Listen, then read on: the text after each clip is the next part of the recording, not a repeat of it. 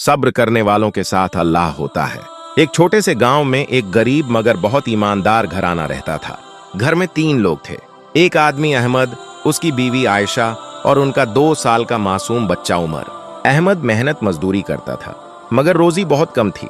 कई कई दिन घर में खाने को कुछ भी नहीं होता था, लेकिन आयशा कभी शिकायत नहीं करती थी।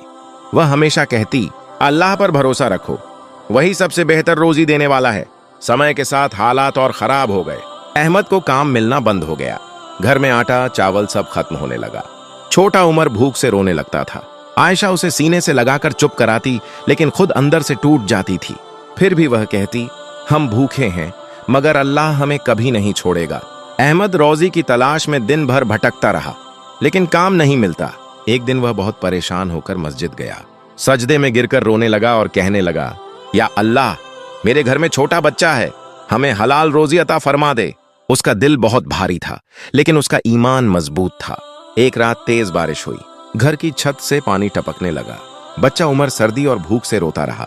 आयशा ने उसे अपनी गोद में लेकर कहा, मेरे बेटे, डर मत, अल्लाह हमारे साथ है। लेकिन उसकी आंखों में आंसू थे।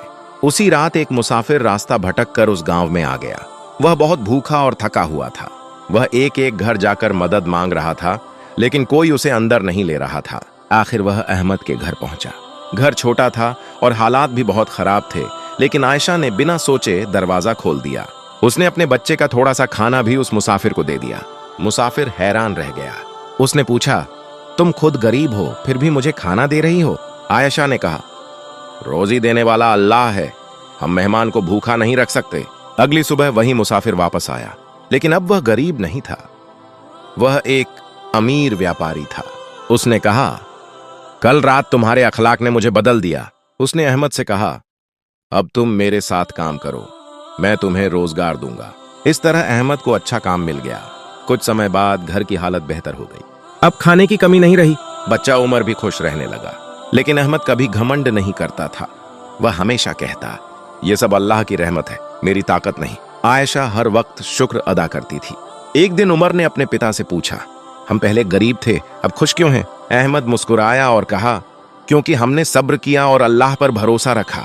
इस कहानी की सीख यह है, जो लोग मुश्किल समय में सब्र करते हैं और अल्लाह पर भरोसा रखते हैं, अल्लाह उन्हें कभी खाली नहीं छोड़ता। बेशक अल्लाह सब्र करने वालों के साथ होता है।